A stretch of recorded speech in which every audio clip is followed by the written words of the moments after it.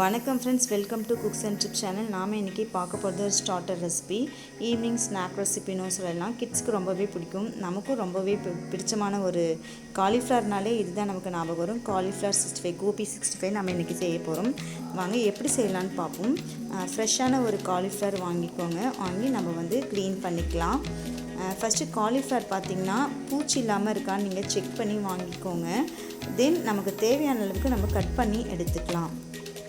இப்போ எனக்கு தேவையான அளவுக்கு நான் கட் பண்ணி எடுத்துக்கிட்டேன். உங்களுக்கு முழுசாகவே தேவைப்பட்டால் முழுசாகவும் நீங்கள் யூஸ் பண்ணிக்கலாம். பாருங்கள், இப்படி ஓப்பன் பண்ணி நல்லா உள்ளெல்லாம் பாருங்கள், பூச்சி இல்லாமல் இருந்துச்சுன்னா நமக்கு நல்ல ஒரு காலிஃப்ளவராக இருந்துச்சுன்னா ஈஸி. நம்ம பயப்பட வேண்டாம், பூச்சி இருக்கும், ஒன்று ஒன்றா க்ளீன் பண்ண வேண்டாம். ஸோ நம்ம டைரெக்டாகவே கட் பண்ணி ஸ்மால் பீசஸாக கட் பண்ணி நம்ம இப்போது ஒரு பவுலில் போட்டுக்கலாம். பவுலில் போட்டு அதை நல்லா வாஷ் பண்ணிக்கலாம். தண்ணி விட்டு நம்ம வாஷ் பண்ண போகிறோம். ஃபஸ்ட்டு நார்மலான வாட்டர் தான், டேப் வாட்டர்லேயே நம்ம வாஷ் பண்ணிக்க போகிறோம்.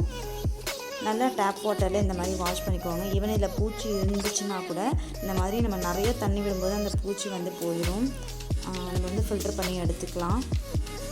அகைன் நம்ம டேப் வாட்டர் எடுத்துகிட்டு அதில் நம்ம மஞ்சள்தூள், உப்பு சேர்த்துக்கலாம். உப்பு சேர்த்து அதில் அந்த காலிஃப்ளவர்ஸ் எல்லாம் போட்டு நல்லா மிக்ஸ் பண்ணி கொஞ்சம் ஒரு 5 மினிட்ஸ் 3 to 5 மினிட்ஸ் நம்ம பாயில் பண்ணி எடுத்துக்கலாம்.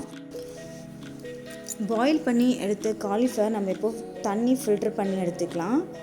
ஃபில்டர் பண்ணியாச்சு. பாருங்கள், காலிஃப்ளவர் தண்ணி எடுத்தாச்சு. நாம் இப்போ ஆட் பண்ண போகிறது ஆச்சி கோபி மஞ்சூரியன் மசாலா தான்.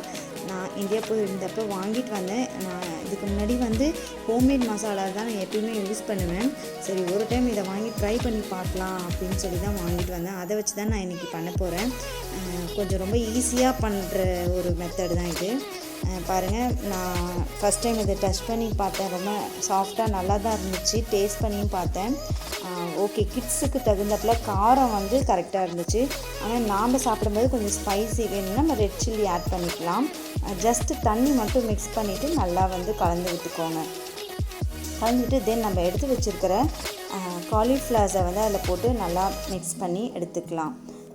ஃபஸ்ட்டு நீங்கள் கரண்டி வச்சே மிக்ஸ் பண்ணுங்கள். ஏன்னா நம்ம சுட சுட இருக்கும் அந்த காலிஃப்ளவரு. ஸோ நீங்கள் ஃபஸ்ட்டு கரண்டி வச்சு நல்லா மிக்ஸ் பண்ணி எடுத்துகிட்டு தென் கூலானதுக்கப்புறம் நீங்கள் கை வச்சு நல்லா மிக்ஸ் பண்ணிக்கோங்க. கை வச்சு மிக்ஸ் பண்ணால் தான் எல்லா இடத்துலையுமே அந்த பேஸ்ட் அப்ளை ஆகும். ஸோ ஒரு கம்ப்ளீட்டான மிக்சராக இந்த மாதிரி வரும் பாருங்கள். இது ஒரு 5 to 10 மினிட்ஸ்க்கு வச்சுட்டு அதுக்கப்புறம் நம்ம ஆஸ் யூஷுவல் ஃப்ரை பண்ணுற ப்ரொசீஜர் தான்.